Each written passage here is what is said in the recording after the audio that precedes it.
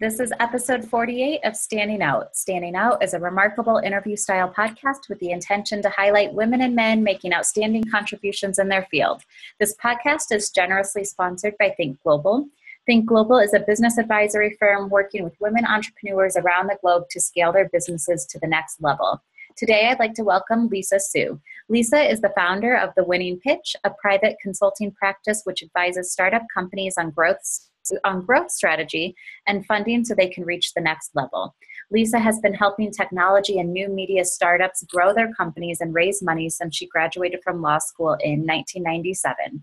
Since then, she's spent time on Wall Street working on financing for companies like DoubleClick, TheKnot.com, and MapQuest, and done numerous acquisitions of websites like ApartmentRatings.com, DoItYourself.com, and BBOnline.com. The list of funds and institutions she has worked with includes Sequoia, Kleiner Perkins, Greylock, Silicon Valley Bank, Goldman Sachs, Credit Suisse, Bank of America, and Hambrecht and Quest, just to name a few. Now, she enjoys spending her time empowering entrepreneurs with the tools to raise the money they need and grow so they can realize their dreams. She guides founders on how to demonstrate the viability of their businesses, intelligence, and passion to investors by developing and refining their structure, content, and delivery. Lisa, thank you so much for being here. Thanks for having me, Katrina.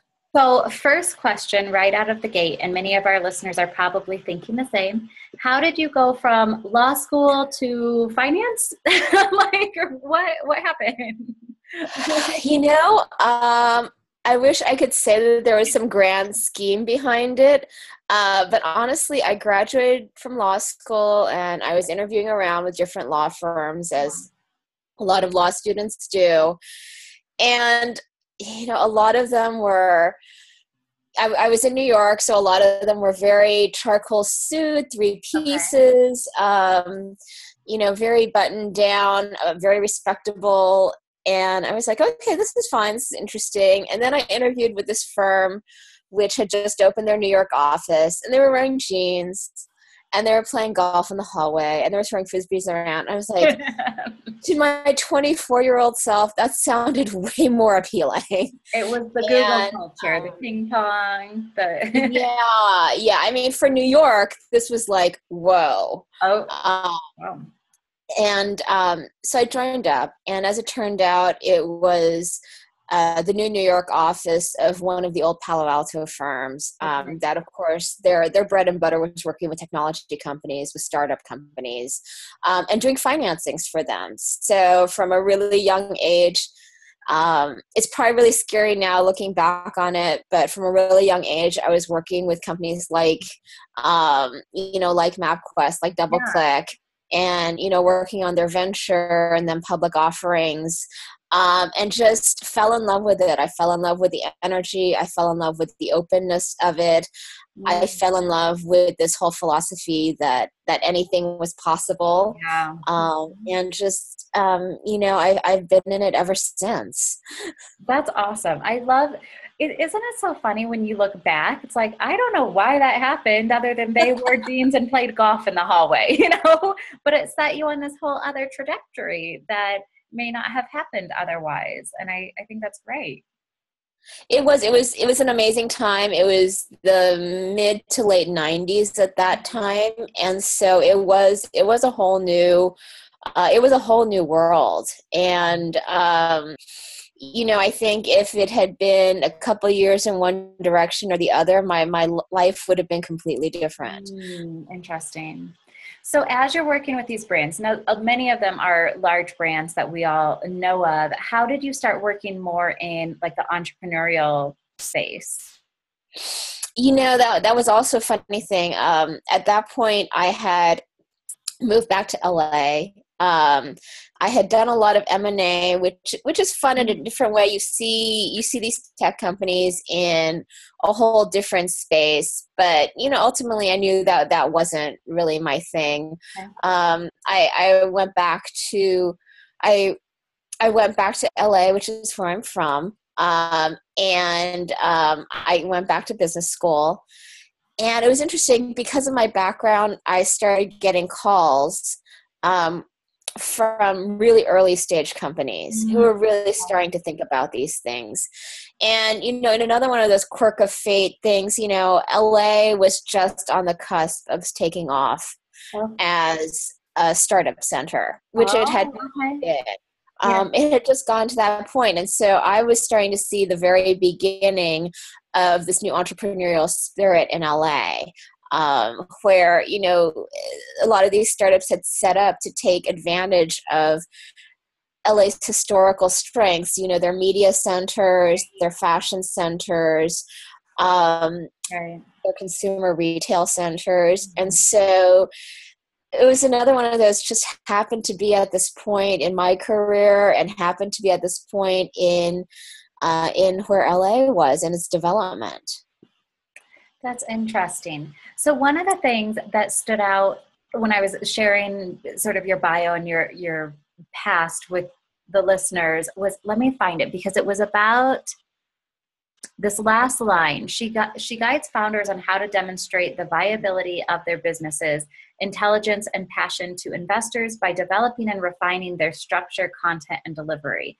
And what I want to share before I ask my question is that I think in the startup entrepreneurial community, this is so challenging. And part of it is we have the experience, we have the passion, we have it like all in us, but to get it out in a way that says, all right, investor, you're going to get this, we project you're going to get this much back, or here's the projections of what we think we can do, and kind of get that down in a concise way where you feel confident delivering it. I feel like that is a real challenge. So when you're working with these entrepreneurs, my question is, how do you get there? Like, and maybe it's two questions. Where do you start and how do you get there?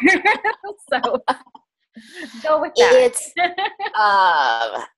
how do you ultimately get there, I'd say, is going to be a lot of practice. Okay.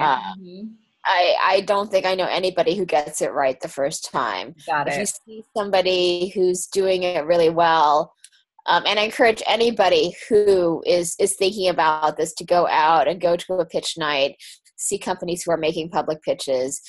You'll get a really good sense as to what works and what doesn't work. Yes. Just watch other people do it. I had that recently, and there's this woman that stands out to me. She has a startup tech company out of Boulder, and I'm sitting there in the audience listening. I'm like, girl, you got this. Like, you have it down. You hit all the points. And what they were doing was actually really cool. They had, what did they have? I think they had a panel of 3 investors or mentor type people who, there were about 10 people who pitched, and then 3 people kind of critiqued the pitch and asked a few more questions. And I thought that was super valuable. Yeah, pitch nights are super valuable, both for the people who are pitching because they'll get feedback on it. And also for the people who are in the audience, because as I said, you'll get a sense as to who's doing it well and what's working for them, and people who aren't doing it well and what are common pitfalls. Right. But I think inevitably when you see people doing it well, inevitably it's people who have been doing it for a while. Of course, like anything, right? So practice is a huge thing. They've gotten their feedback. You have not seen pitch 1.0. You're probably seeing pitch 7.2, honestly. Right.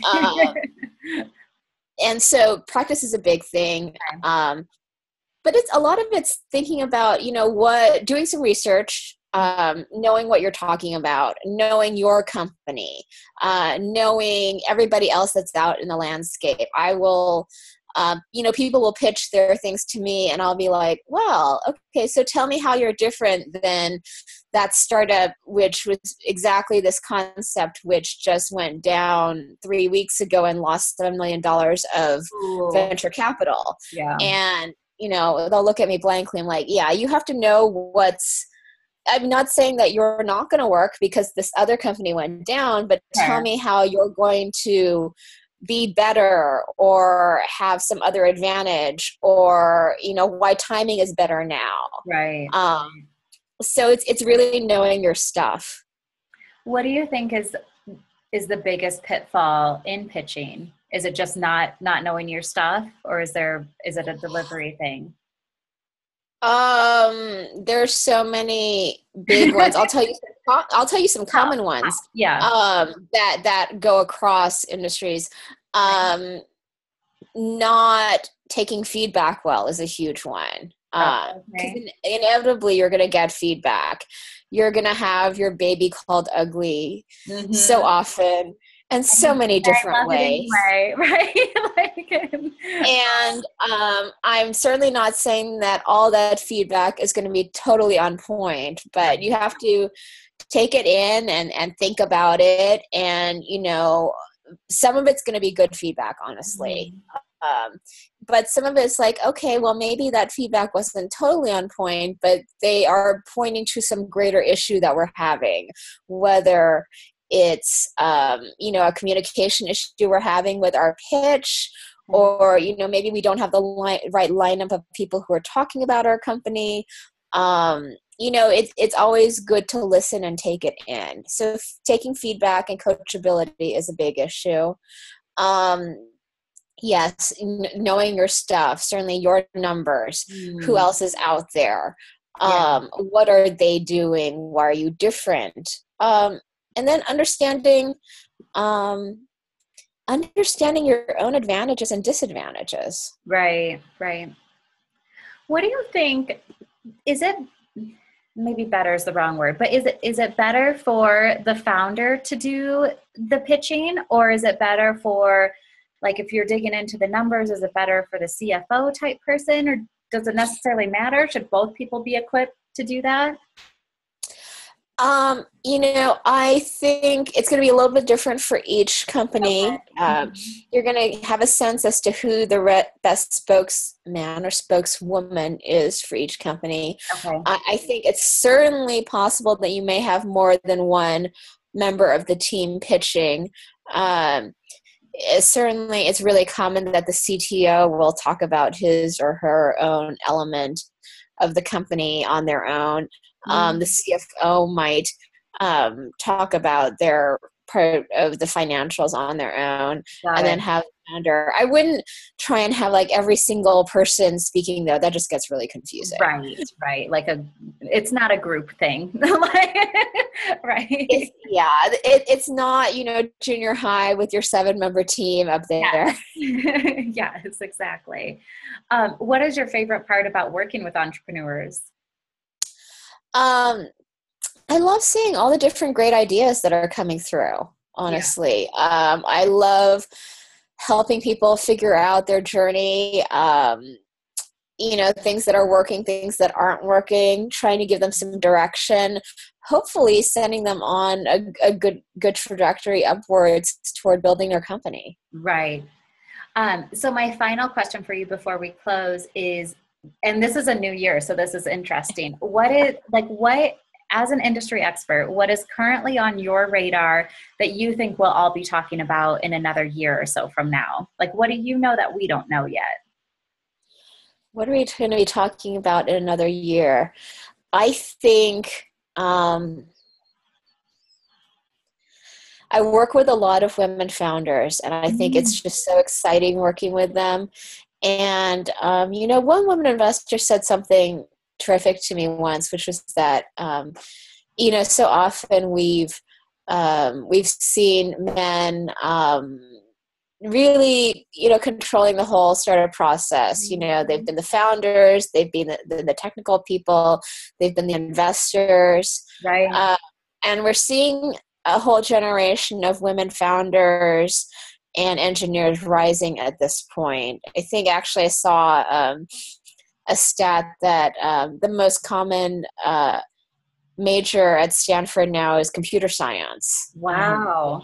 Yeah, I mean, it blows me away because, believe me, that was not the situation when I was in college.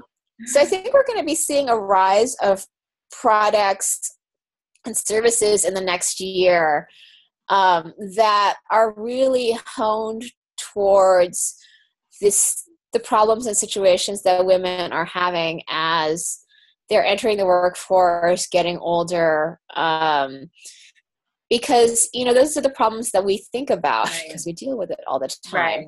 Right. I don't know too many men who want to get into the nitty gritty of, for example, childbirth.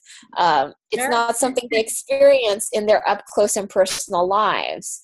And I'm seeing products that are dealing with this issue. I think last year in the Women Founders Network cycle, I saw products about getting pregnant, being pregnant, recovering from Oh, pregnancy. wow. Yeah. Yeah. That's Um, awesome. so I think we're going to see a whole new range of products and services. And I think that and the rise of women in tech are what we're going to be talking about. Mhm. Yeah, no, and that, I mean, that's most definitely, I think that's happening. I live in the Denver Boulder market, and I know there's just so much conversation and, encouragement around that, trying to shift those numbers, to have more equality, um, in the startup realm and in the technology space. I think that's super interesting that the number one class that's being taken at Stanford is computer science. And what a shift. What I would love to know is how many participants or how many students in that class are women. I think that would be an awesome number to focus on. I'll have to take a look and see what that Yeah. hard number is. But yeah, you are seeing a whole shift in mindset. Mm-hmm. Um, that I think started probably about 10 years ago, and now Yeah. you're really starting to see how that's hitting that 20-year-old population Mm-hmm. that is now starting to develop their own startups. Well, I just interviewed two women recently for this podcast. One, she was a software engineer. She just started a technology startup in the last year, and things are going quite well for her. I also interviewed a woman who is a scientist, and I don't fully understand it, but it's a level 3 scientist, which I think is more in depth or something along those lines.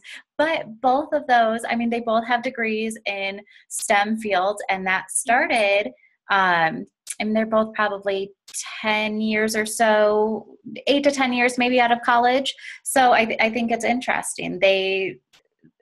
I don't want to say they got in on that, so to speak, but that's where their careers have led, both to the entrepreneurial space, and they both have solid STEM backgrounds. Yeah, I think you're starting to see that critical mass building that certainly when I was starting my career 20 years ago, I didn't see any women founders. I didn't see any women engineers. And it was so common that I didn't think about it.